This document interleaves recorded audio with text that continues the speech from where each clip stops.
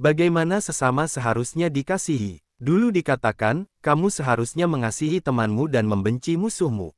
Tidak, tidak begitu. Itu boleh saja untuk masa-masa ketika manusia tidak memiliki penghiburan yang adalah senyuman Allah. Tetapi sekarang hal-hal yang baru sudah datang, ketika Allah telah begitu sangat mengasihi manusia hingga mengutus sabdanya demi menebusnya. Sekarang sabda sedang berbicara, dan itu sudah merupakan pancaran rahmat. Kelak sabda akan menyempurnakan kurban pendamaian dan penebusan dan akan ada bukan saja pancaran rahmat, melainkan rahmat akan dianugerahkan kepada setiap jiwa yang percaya pada Kristus. Oleh karenanya, adalah penting untuk meningkatkan kasih kepada sesama hingga ke kesempurnaan yang mempersatukan teman dan musuh. Apakah kau difitnah? Kasihilah dan ampunilah. Apakah kau diserang? Kasihilah dan tawarkanlah pipi yang lain kepada dia yang menamparmu, dengan berpikiran bahwa adalah lebih baik dia melampiaskan amarahnya padamu yang dapat menanggungnya, daripada pada orang lain yang akan membalas penghinaan itu. Apakah kau dirampok? Janganlah berpikir, sesamaku ini tamak, tapi bermurah hatilah dengan mengatakan, saudaraku yang malang ini membutuhkan, dan berikan padanya juga jubahmu jika dia sudah mencuri mantolmu. Kau akan menjadikan mustahil baginya untuk mencuri kedua kalinya, sebab dia tidak akan perlu merampok jubah orang lain. Kalian mungkin berkata, mungkin itu suatu kejahatan dan bukannya demi kebutuhan.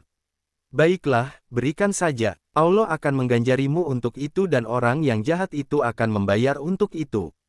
Tetapi seringkali, dan ini hendaknya mengingatkan kalian akan apa yang telah aku katakan kemarin mengenai kelemah lembutan, ketika dia melihat bagaimana dia telah diperlakukan, maka kejahatannya akan gugur dari hatinya dan si pendosa akan menebus dirinya sendiri dengan melakukan perbaikan atas pencurian dengan mengembalikan apa yang telah dia curi. Bermurah hatilah terhadap mereka, yang, sebab lebih jujur, meminta darimu apa yang mereka butuhkan, dan bukannya merampokmu.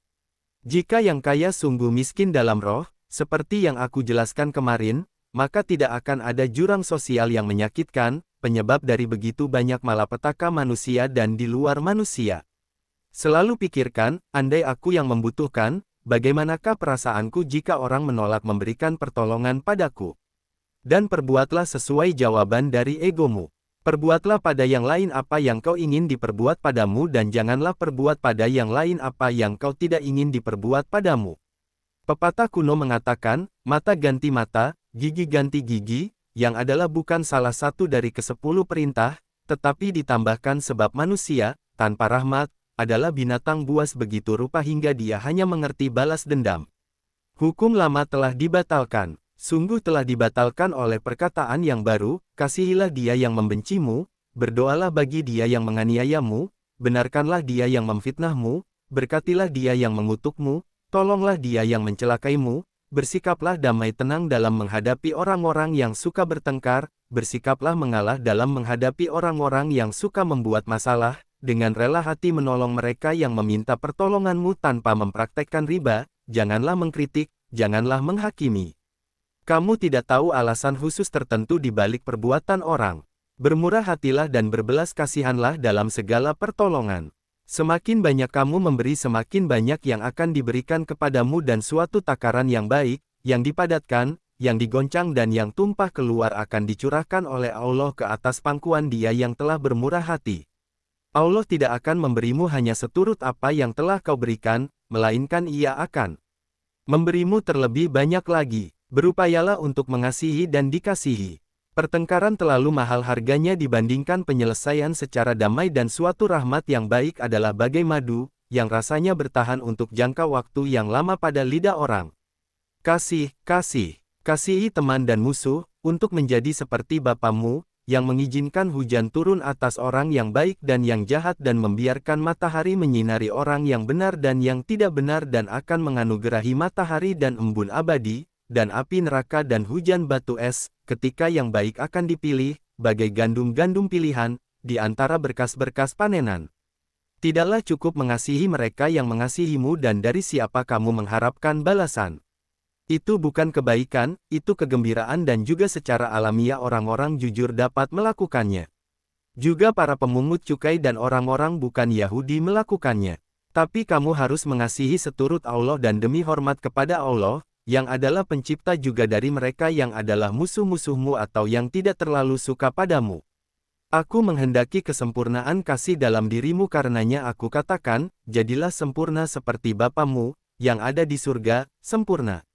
Begitu agung aturan mengasihi sesama, kesempurnaan dari aturan mengasihi sesama, hingga aku tidak lagi mengatakan, seperti dulu dikatakan, jangan membunuh, sebab dia yang membunuh akan dikutuk oleh manusia. Melainkan aku berkata kepadamu, janganlah marah, sebab suatu penghakiman yang lebih tinggi ada di atasmu dan dengan memperhitungkan juga tindakan-tindakan imaterial. Barang siapa menghina saudaranya akan dikutuk oleh mahkamah agama. Tetapi barang siapa memperlakukannya sebagai seorang gila, dan sebagai konsekuensinya telah mencelakainya, akan dikutuk oleh Allah. Adalah sia-sia menyampaikan persembahan di altar, terkecuali jika kamu, demi Allah, pertama-tama mengorbankan perasaan-perasaan jahat dalam hatimu dan maka kamu memenuhi ritus pengampunan yang paling kudus.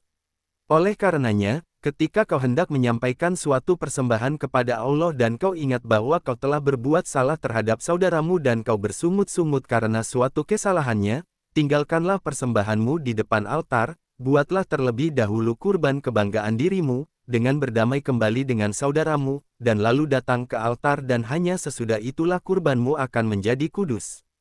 Persetujuan penuh adalah selalu perkara terbaik. Pengadilan manusia adalah tidak pasti dan barang siapa berdegil menantangnya, dapat kalah dalam perkara dan harus membayar lawannya hingga ke sen terakhir atau merana dalam penjara. Dalam segala hal arahkan matamu pada Allah. Tanyailah dirimu sendiri, apakah aku berhak melakukan apa yang tidak Allah lakukan padaku? Sebab Allah tidak sebegitu keras kepala dan tak berbelas kasihan seperti kamu. Celakalah kamu andai ia demikian. Tak seorang pun akan selamat. Biarkan pemikiran itu mendorongmu pada perasaan yang lembut, rendah hati dan penuh belas kasihan. Dan lalu kamu pasti akan menerima ganjaran dari Allah, baik di sini maupun di dunia mendatang.